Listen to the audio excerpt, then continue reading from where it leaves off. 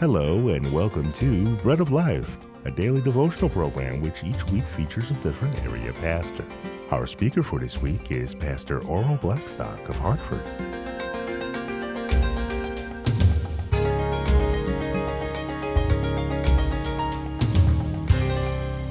Thank you for joining me, Oral Blackstock of First Church of God, Hartford, here with you.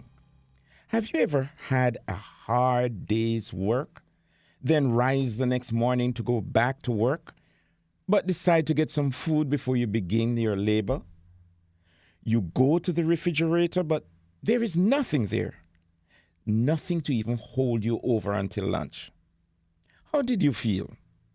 Well, someone at the top of the ladder experienced this, and you would never guess who this is. Read with me Mark 11:12-14.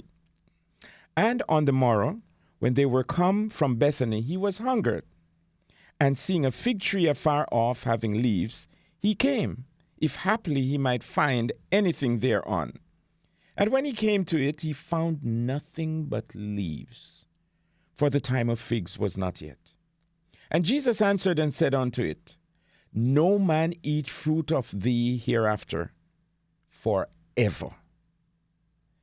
Throughout this week, we have been reflecting on Psalm 1 verse 3, which reads, And he shall be like a tree planted by the rivers of water, that brings forth his fruit in his season.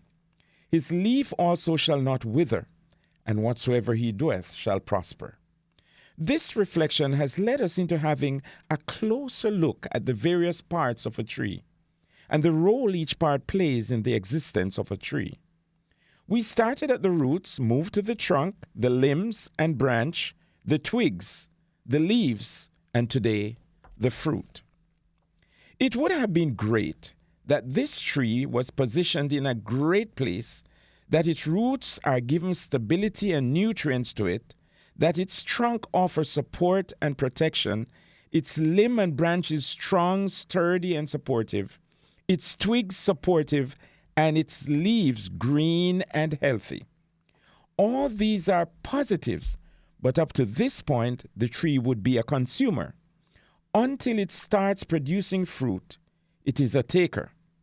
When Jesus went up to the fig tree, it looked healthy and great, but it was not producing any fruit. David pointed out that this tree in Psalm 1 verse 3 was productive. It produced fruit in its season.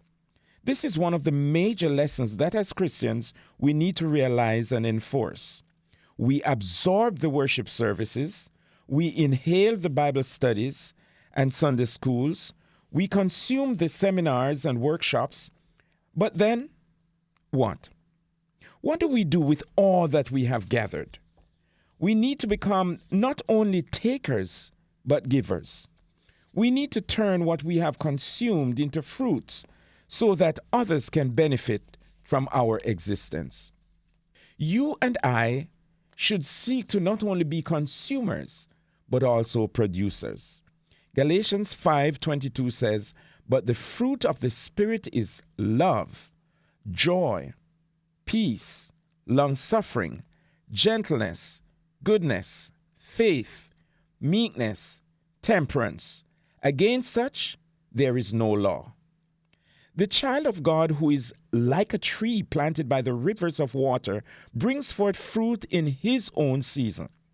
A sign of maturity in our Christian walk is when we begin moving from consuming to producing. How about you today? Are you always taking, or have you reached the point where you've started giving?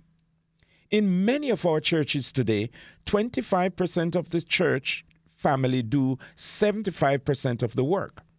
In other words, 75% of people who attend church regularly are consumers, while only 25% are producers. What a difference it would make if the percentages would change and bring forth fruit in our own season.